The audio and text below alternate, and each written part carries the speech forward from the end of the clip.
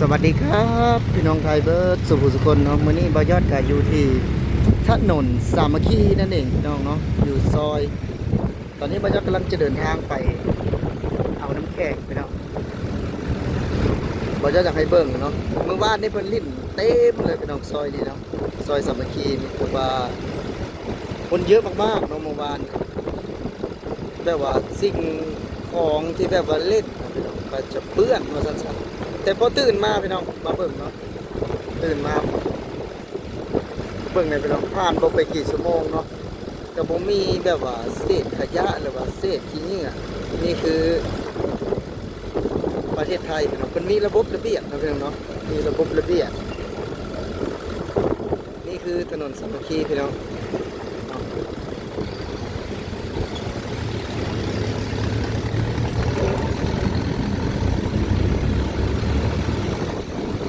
หลังจากที่เมื่อวานนี้เล่นนะเต็มพี่น้องเนาะก็จะมีการปะแป้งมี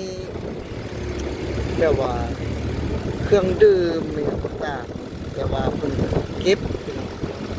ตามถนนแทบจะบ่เห็นเศษของขยะเลยแต่ถามว่ามีบ่เนาะแน่นอนว่าเพิ่งผ่านพ้นไปเนาะมันก็มีแน่แต่ว่าเท่าที่ดูรวมๆก็สะอาดมากพี่น้องสะอาดมาก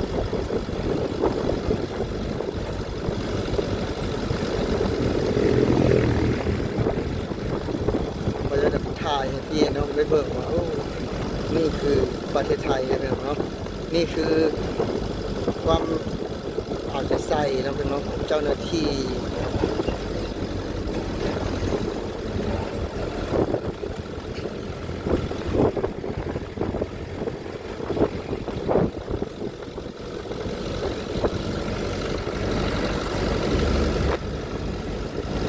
สุดยอดมากๆพี่น้องนี่คือแบบว่า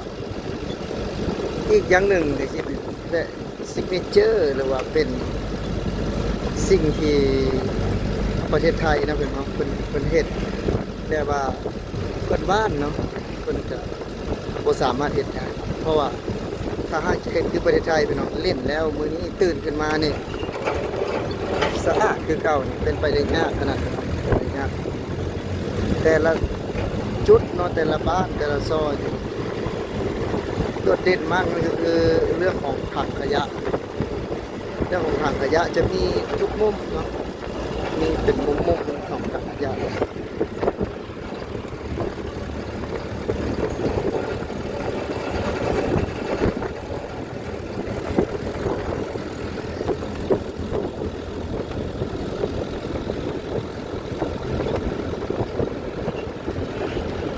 สะอาดมากพี่น้องสะอาดจริงๆพี่น้องนี่แหละคือประเทศไทยว้าตอนนี้ก็คือก้าวเข้าสู่ถนนลักแล้วเป็นน้องก้าวเข้าสู่ถนนลักแล้ว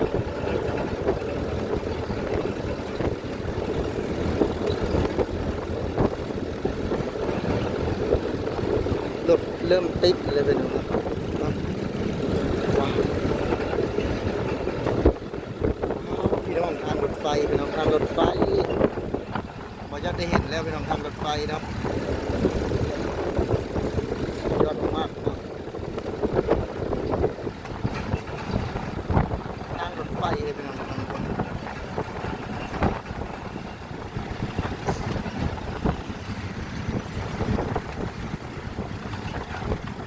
โคตรพี่น้อง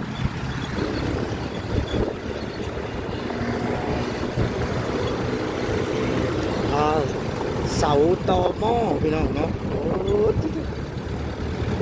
เสาตอหม้อใหญ่มากพี่น้องถนนนี้ก็เป็นถนน4 เลนพี่น้องเอาพี่น้องเนาะอันนี้บรรยากาศเข้ามาในเรียกว่าในตัวเมืองแล้วพี่น้องเนาะแต่ว่าแถวตัวเมืองแล้วตัวนี้นะพี่น้องแต่ว่าบรรยากาศจะอ่านป้ายนะอ่านป้ายเพราะว่าบรรยากาศบ่ได้คุ้นชินกับถนนปานใดเป็นว่าแต่ว่าบรรยากาศเห็นนะสุดยอดมากเนาะนี่คือเสาตอหม้อพี่น้องเสาแบบว่ารถไฟข้างบนข้างลุ่มเนาะก็จะเป็นถนนธรรมดาข้างเทิงก็จะเป็นถนนรถไฟโอ้ คือประเทศไทยอ่ะ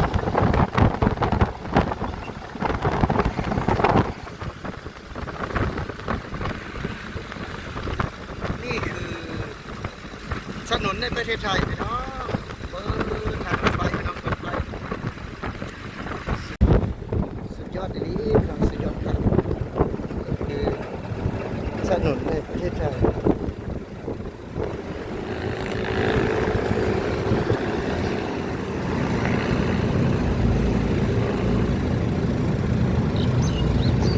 รถติดพี่น้องรถติด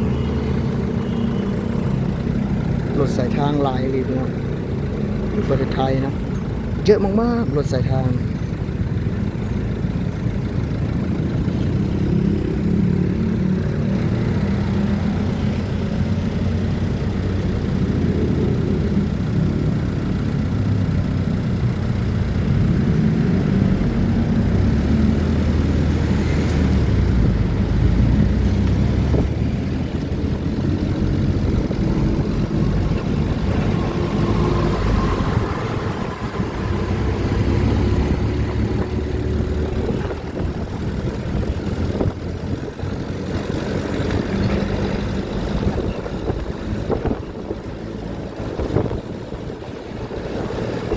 ถนนประเทศไทยพี่น้อง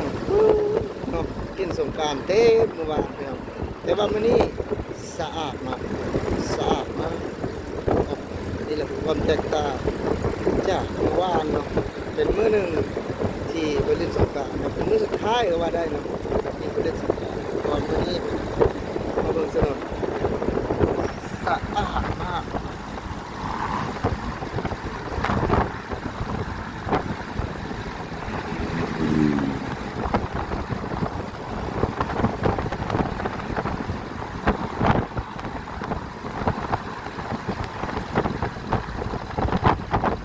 สะพานลอยพี่น้องเนาะสะพานลอย เพื่อนบ้านนี่เป็นตัดริบบิ้นเนี่ยพี่น้องก็เป็นสร้างสะพานลอยแปลว่าโอ้ยขนาดว่าประเทศไทยมีสะพานลอยของพี่น้องนี่ก็หนึ่งสองพี่น้องสอง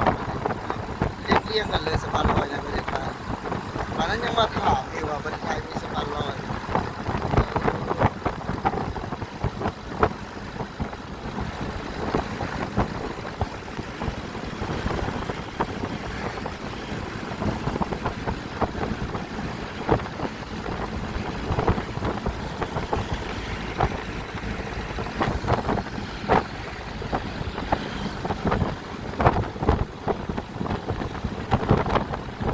ถนนในประเทศไทยสุดยอดมากพี่น้อง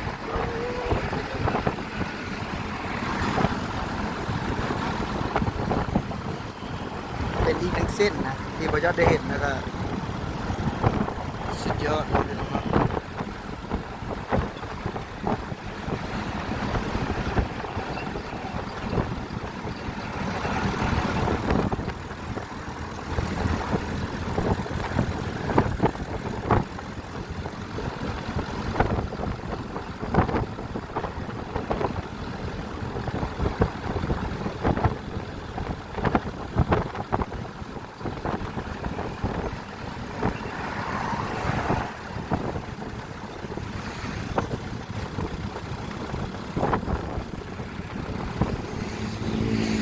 แต่ละจุดนะพี่น้องก็จะติดกล้องวงจรปิดเนาะ